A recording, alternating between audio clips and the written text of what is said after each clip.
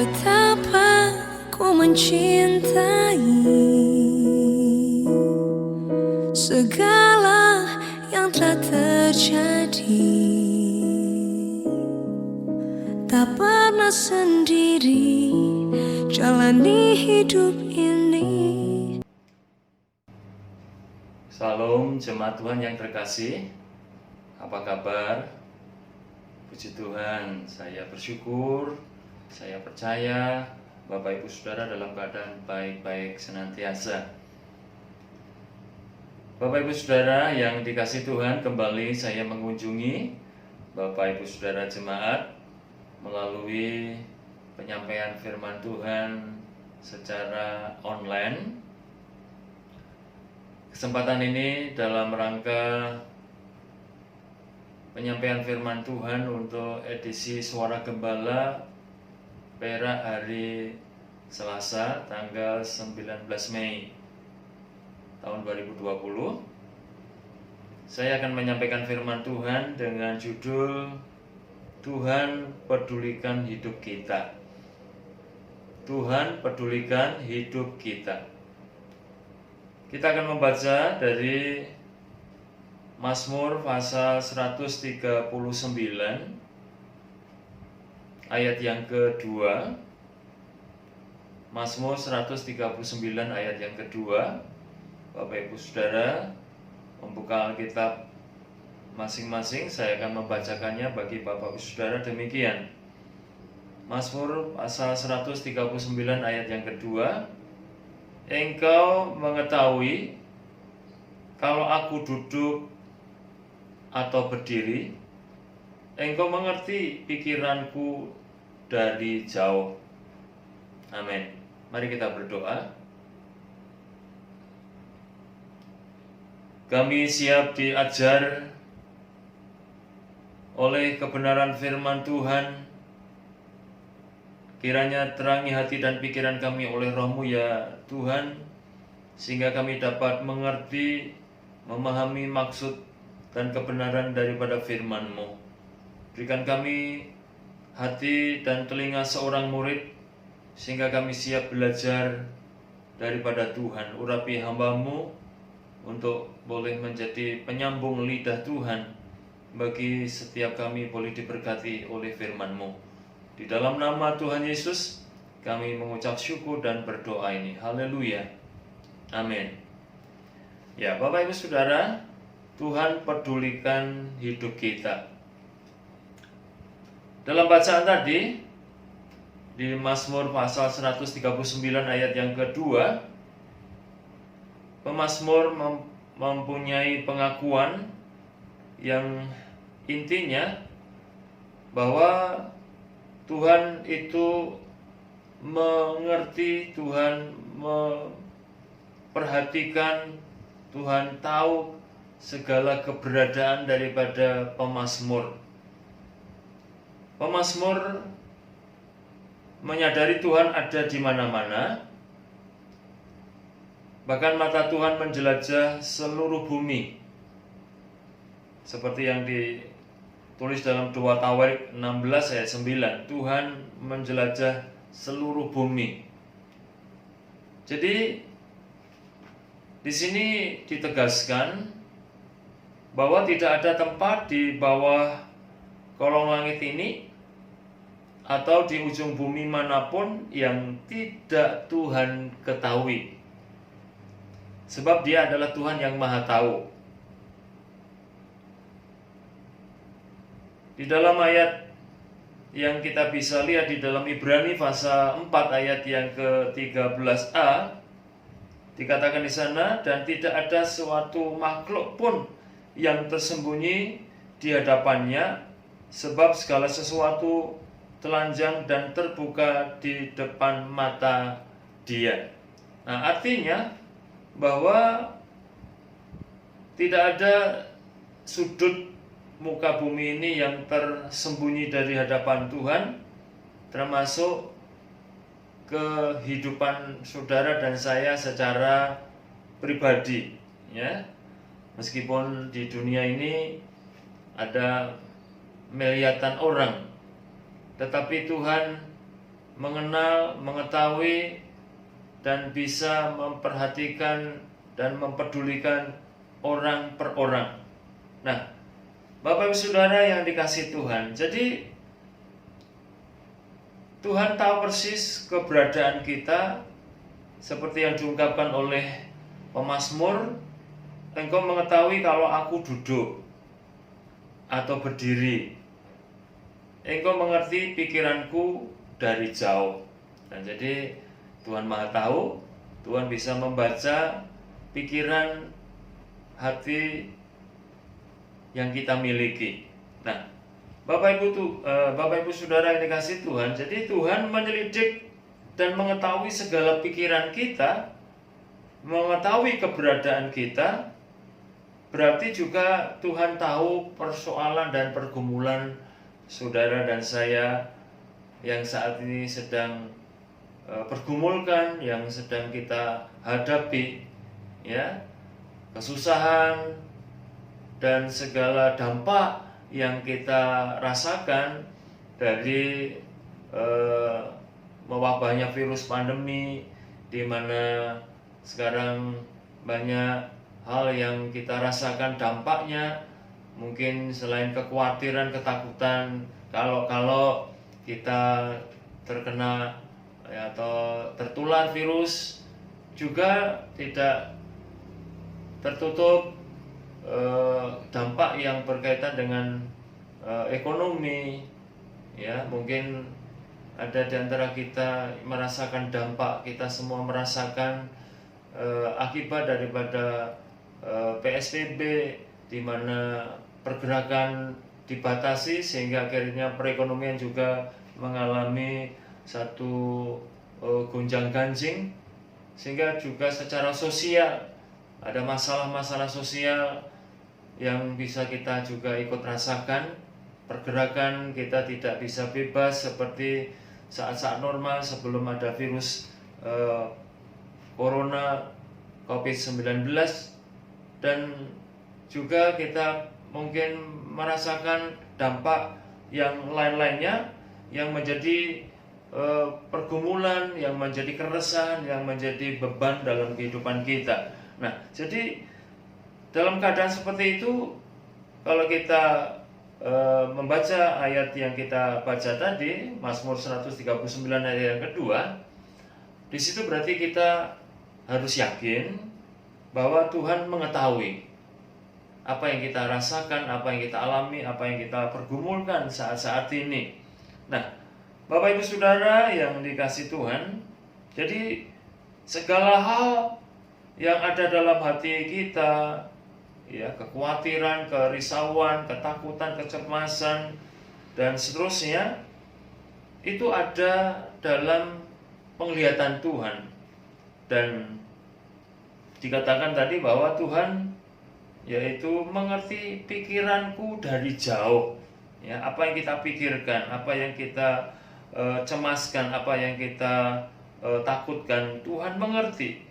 Nah, Bapak Ibu Saudara yang dikasihi Tuhan, di dalam ayat yang keempatnya dikatakan di sana, ya, Mazmur 139 ayat yang keempat, sebab sebelum lidahku mengeluarkan perkataan, sesungguhnya semuanya telah kau ketahui ya Tuhan. Nah, ini artinya bahwa sebelum terucap dari mulut kita, apa yang kita pikirkan dan apa yang akan kita katakan, Tuhan itu mengetahuinya.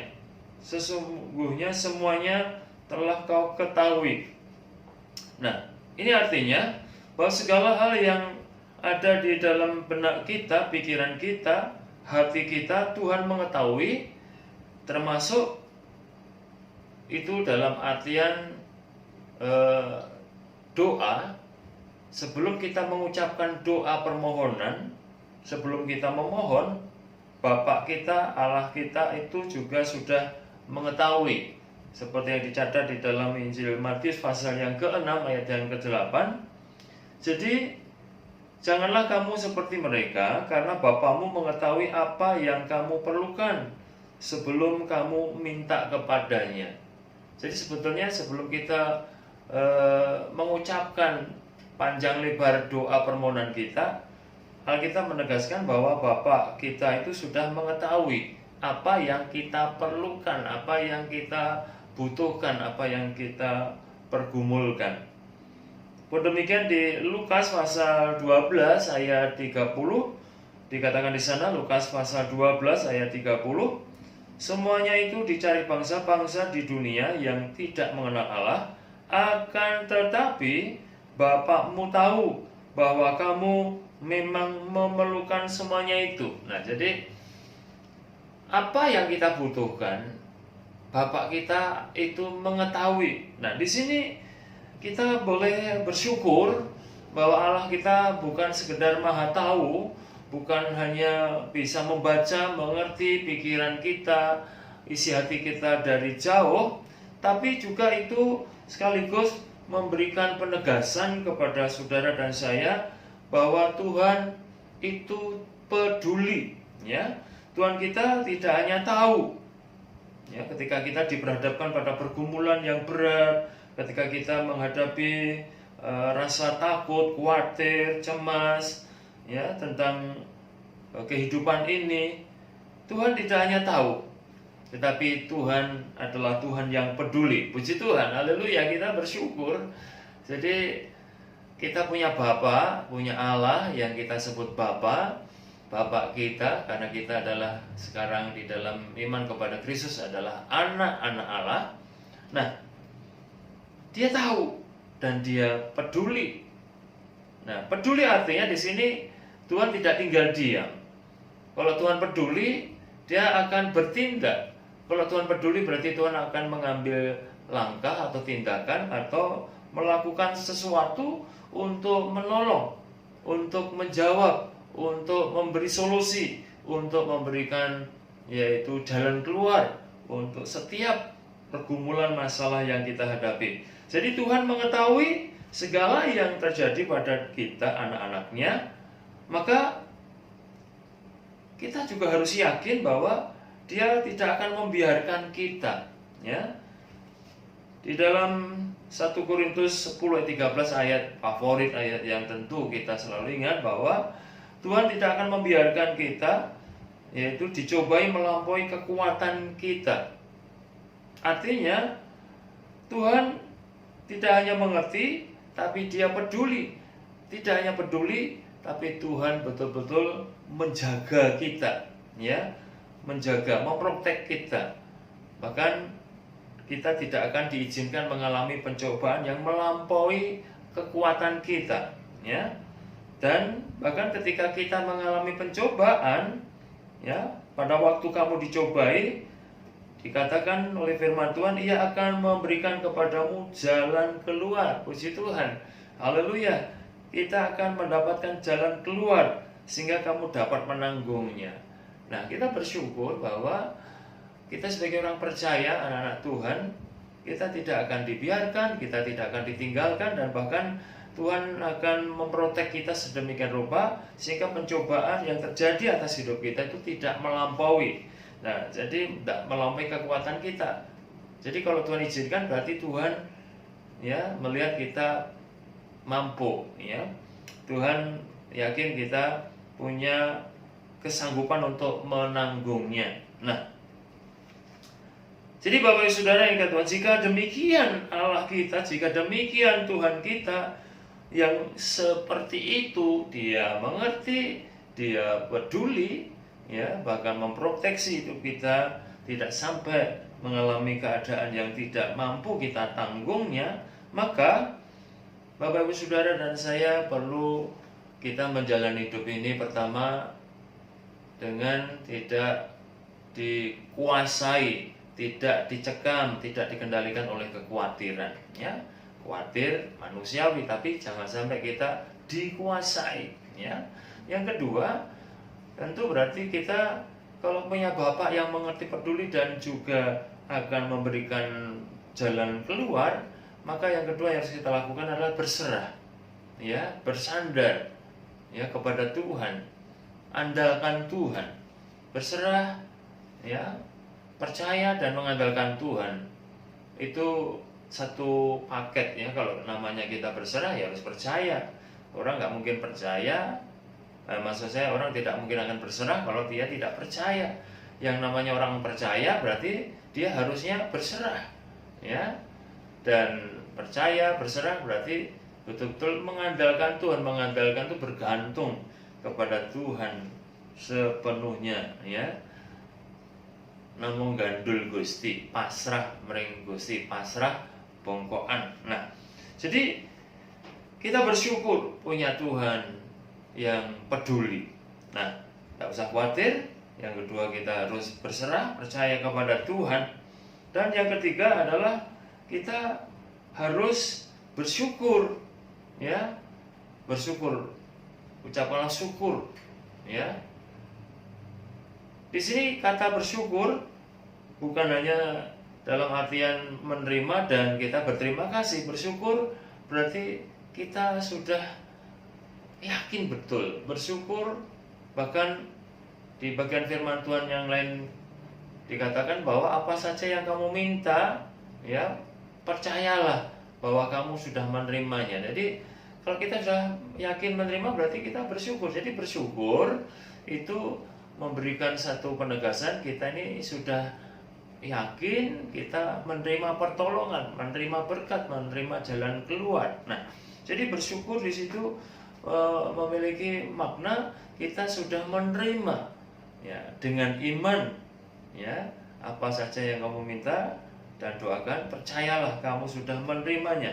Nah, puji Tuhan, kita punya Allah yang sedemikian luar biasa. Dia bukan hanya Maha Kuasa, Dia bukan hanya mengerti, tapi juga Dia peduli. Dia akan gunakan kemahakuasaannya untuk menolong kita, memberikan jalan keluar kepada kita. Kalau Dia Maha Tahu, Dia tidak akan pernah terlambat untuk menolong kita, karena Tuhan mengerti, Tuhan tahu keberadaan kita, dan pada saat mana kita membutuhkan, Tuhan itu sungguh-sungguh mengerti, ya.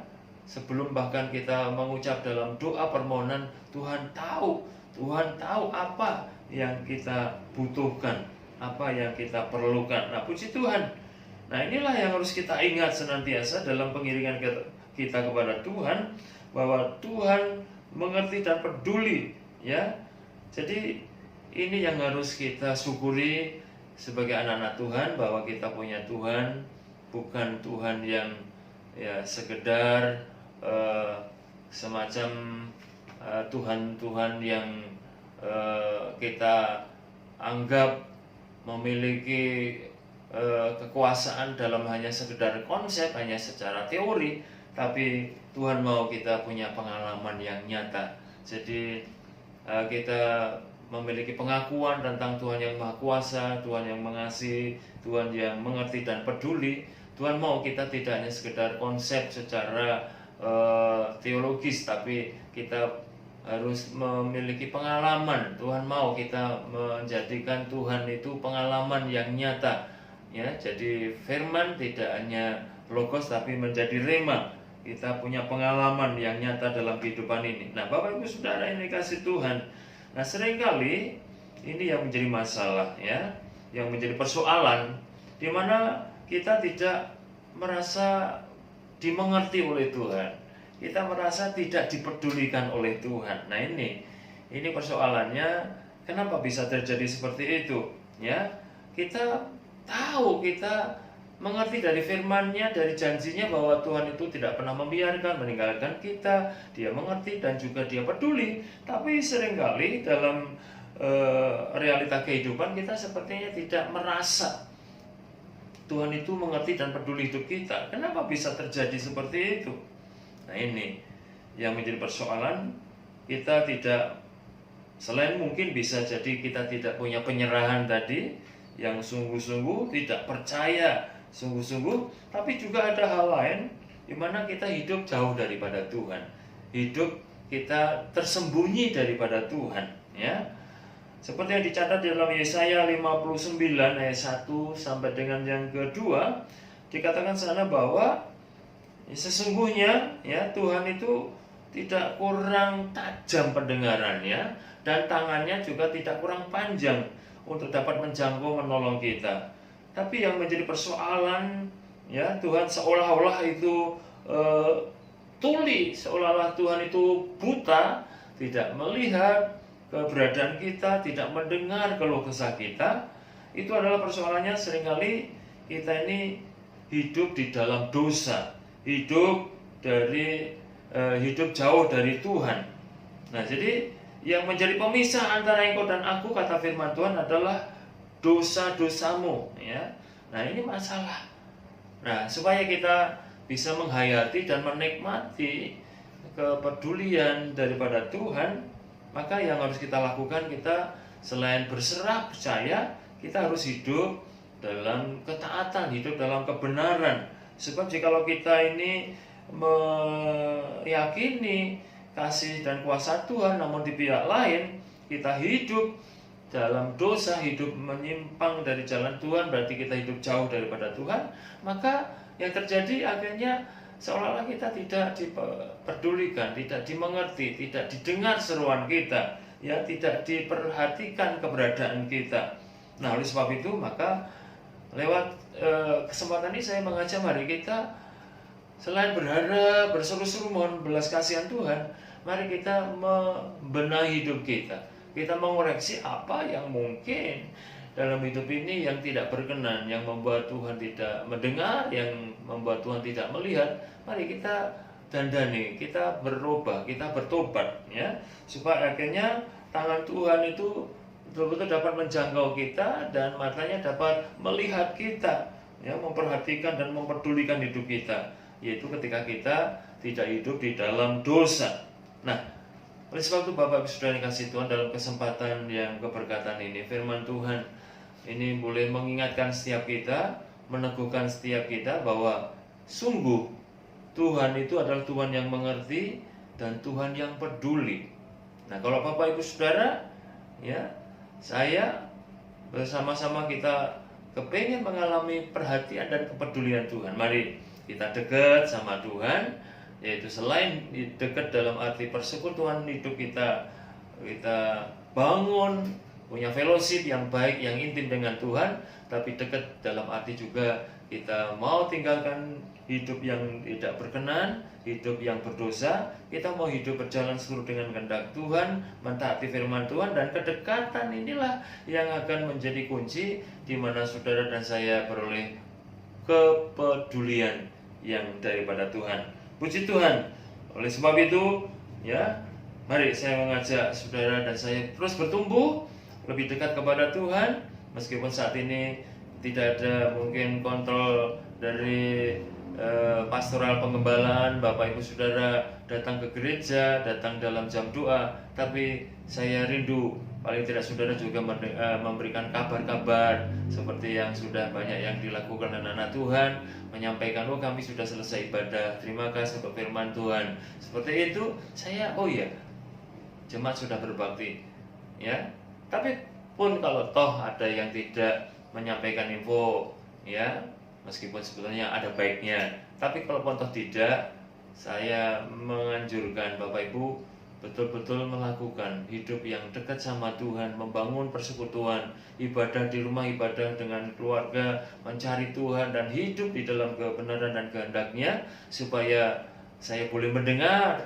Kalaupun toh saya tidak melihat, saya boleh mendengar. Syukur saya bisa mendengar dan melihat Bapak Ibu Saudara ada di dalam pemeliharaan Tuhan yang sempurna, di dalam penyertaan Tuhan yang begitu sempurna, sehingga Bapak Ibu Saudara dalam keadaan baik-baik, sehat-sehat, tercukupkan dalam segala kebutuhan Bapak Ibu Saudara, dan Bapak Ibu Saudara terus mengalami yaitu proteksi daripada Tuhan, sehingga Bapak Ibu dalam keadaan baik-baik secara tubuh, jiwa, dan roh saudara. Nah, karena itu Bapak Ibu Saudara, mari saya ajak untuk kita bertumbuh terus di dalam Tuhan, lebih dekat lagi kepada Tuhan, karena Tuhan tahu persis tentang hidup kita seluruhnya, seutuhnya, tidak ada yang terkecuali, ya. Maka hendaknya kita semakin terdorong untuk hidup benar, ya, setia, mengerjakan apa yang Tuhan perintahkan, berarti kita mentaati, sehingga pada akhirnya jaminan Tuhan, kepedulian Tuhan itu bukan sekedar sesuatu yang kosong, tetapi betul-betul kita nikmati, kita alami. Puji Tuhan, itu doa saya, itu kerinduan saya dalam situasi-situasi sulit ini. Kita bersyukur kita punya Tuhan. Tetap pandang Tuhan, tetap percaya, tetap hidup dalam persekutuan lebih dekat lagi, dan juga hidup dalam kebenaran, supaya anugerah, berkat, kemurahan Tuhan terus tetap melimpah tercurah atas kehidupan Bapak Ibu Saudara. Amin. Mari kita berdoa. Kami bersyukur punya Allah yang mengerti. Kami bersyukur punya Tuhan yang peduli. Ajar kami untuk menyadari ini, mengimani dan mempercayai. Melalui kami boleh juga merespon untuk hidup senantiasa dekat bersekutu dengan Tuhan, dan juga menjauhi kejahatan dan dosa, supaya dengan demikian tangan Tuhan tidak kurang panjang menjangkau hidup kami, dan mata Tuhan tidak tertutup untuk memperhatikan hidup kami. Kami ada di mata Tuhan, kami ada di dalam jangkauan Tuhan, kami ada dalam pemeliharaan Tuhan. Itu yang kami rindukan. Oleh sebab itu Tuhan, biarlah Engkau senantiasa membimbing kami kepada rumput yang hijau, matahari yang bening, dan jiwa kami disegarkan. Bahwa kami menjadi domba-domba Tuhan yang taat, yang patuh, yang hidup dalam kesungguhan di dalam mengiring Tuhan. Terima kasih Tuhan. Selanjutnya hamba-Mu berdoa, berkati seluruh jemaat Tuhan dalam segala pergumulannya Tuhan. Tolong Tuhan campur tangan. Engkau Tuhan yang peduli, Engkau Tuhan yang mengerti, dan Engkaulah gembala yang sesungguh-sungguhnya. Biarlah jemaat Tuhan boleh menikmati dan mengalami penggembalaan Tuhan, sehingga mereka boleh menemukan rumput yang hijau, mata air yang bening, dan jiwa mereka disegarkan. Berkati jemaat Tuhan semuanya dengan penyertaan dan perlindungan-Mu. Terpujilah nama-Mu Bapa, damai sejahtera-Mu, sukacita-Mu melimpah atas seluruh jemaat Tuhan. Haleluya. Amin. Sampai jumpa. Tuhan memberkati. Sehat selalu. Haleluya.